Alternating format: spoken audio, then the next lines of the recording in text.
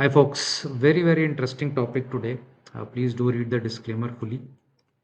The topic says, beware your strongest stock can be the weakest. What does it actually mean? You'll find out in this video. So, the idea of this video is that you need to doubt everything. You cannot, rest that I bought this stock and it's a great company, and hence, this is going to see my portfolio journey through. Anything can happen to any stock at any point of time, and hence, what seems the strongest to you perhaps may not be so. Perhaps it is already weakening. Perhaps the time is already over for that stock.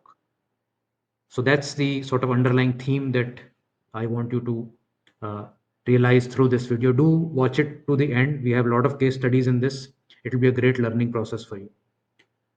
First case study is about Nataraj pencils. We all use Nataraj pencils, and one image defines the Indian old classroom was this pencil. I've also used it even 40 years back. So you use this pencil, it had a 90% market share in the 1990s.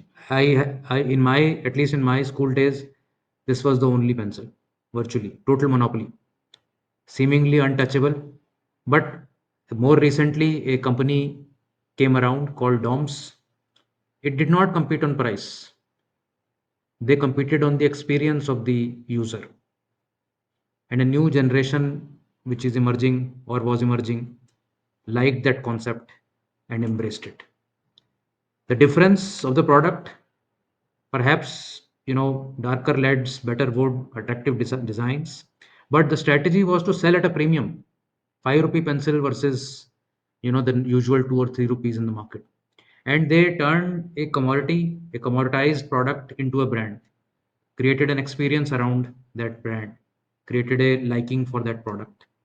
And the result is that DOM's revenue grew over 2.5 times in just last few years. Their IPO came through in December 2023, blockbuster IPO, oversubscribed 99 times. And the unbeatable giant that was there, the incumbent, even after 50 years of having almost a monopolistic dominance on the market, is now in the streets for survival. The story is so familiar, it is not just about pencils. And it happens when an invincible company stops to innovate, or maybe the competitor that comes through has nothing to lose, only to gain. And that's why, sometimes these crazy market shifts will happen, where market dominance from 90 95% market share will go down the other way. That much change can happen over time. So the myth of invincibility also percolates into our portfolio thinking.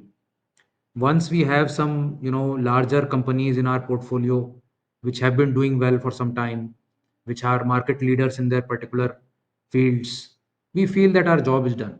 Let this company handle it, whatever it may be, because it is a behemoth and it will be able to take on, whatever challenges it faces. But there are countless stories where you can see that that did not work out.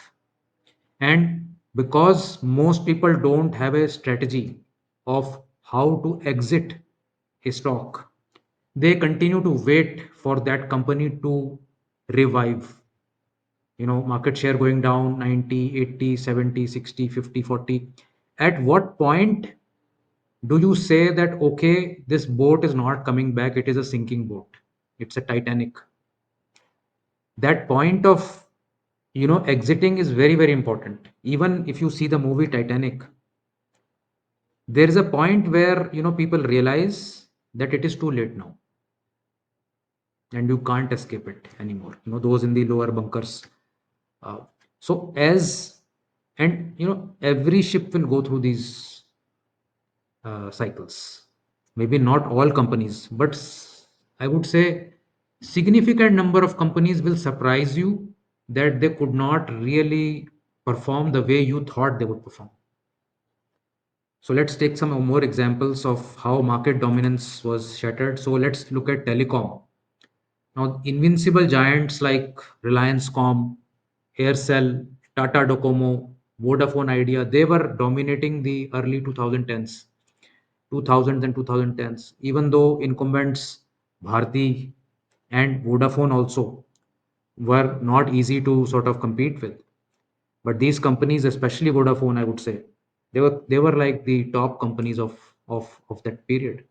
Arcom was such a market darling. You can see in July 2006, and because most of you are young enough to not having seen this phase of the market, in July 2006, Arcom was 240 bucks. By January of 2008, it was at 800 rupees. A telecom company, infrastructure status company, going up like 4x within no time. Vodafone went from 25 bucks to 120 six times in the next 5 or 6 years post the 2008 crisis, because these were seen to be unbeatable, invincible.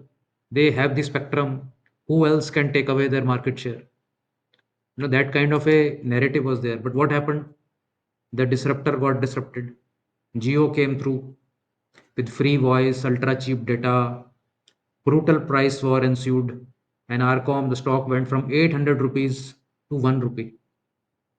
At any point of this fall, a investor could have exited, but there are countless number of people who have not exited in the last 20 years, waiting that this will revive. And once it hit rock bottom, even if you did exit here, I mean, you didn't save anything. You lost 99% of your wealth. Similar case happened with Vodafone. The decline happened over a period of almost 5 years. 2015, we hit 120, where I remember very distinctly this period. Vodafone announced the acquisition, and this was the period where Vodafone came through. So, actually speaking, Idea, which was being acquired by Vodafone, saw its best price on the announcement of being becoming a multinational telecom company, and it has always been downhill since then. 95% of market capitalization has been lost since then.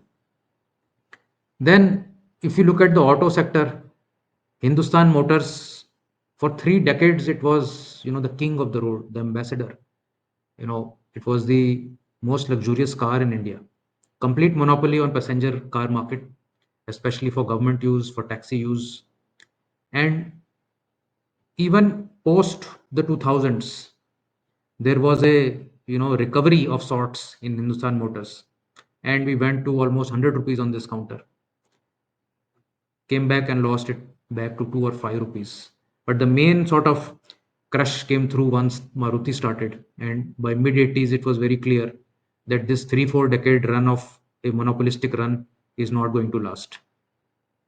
And of course, Maruti chart looked the other way from 2010s at nearly 1,000 rupees to almost 15,000 rupees now. Maruti has never looked back on that front, holding a great market share right now. Now, the disruptor could now get disrupted.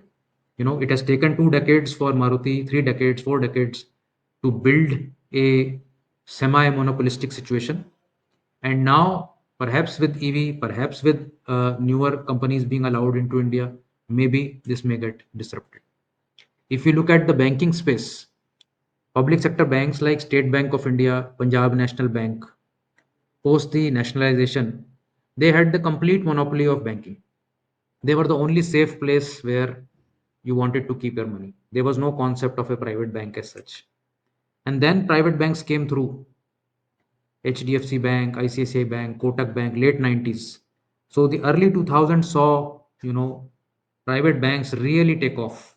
So when we compare private banking index to PSU banking index, you can see this entire 2 decades, PSU banks really did not go anywhere from 2000 to 2020, 21, while private banks had a run of their lifetime.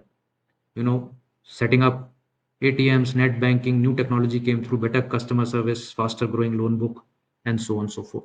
So the disruption happened there in the banking space. Now, even the while the public sector banks post the last few years, they have also been now looked at that can they possibly disrupt back, being the safest government backed giants. Now innovation, now they are also onto the technology, they are also innovating very hard. Can they really recover back the lost ground, and perhaps the private banks which have taken a huge lead will take a back seat in terms of growth? That is also possible now. So as you are seeing in almost all these cases, you are not able to take anything for granted. What has happened well in the last 10 years may not happen in the next 10 years. That company may not survive the next 10 years. There was a study, I forget, by Morgan Stanley, or was it by McKinsey, where the average age that a company stays within S&P 500 has been consistently coming down from almost 20-25 years to almost 12 years now. So there is so much disruption, there is so much of new age tech that enables a company to leapfrog, that older companies will either get acquired, or they will split up, or they will just get out of the business and newer guys will come in. So key takeaways is that dominance, as we see, is a rented space, it is not an owned space.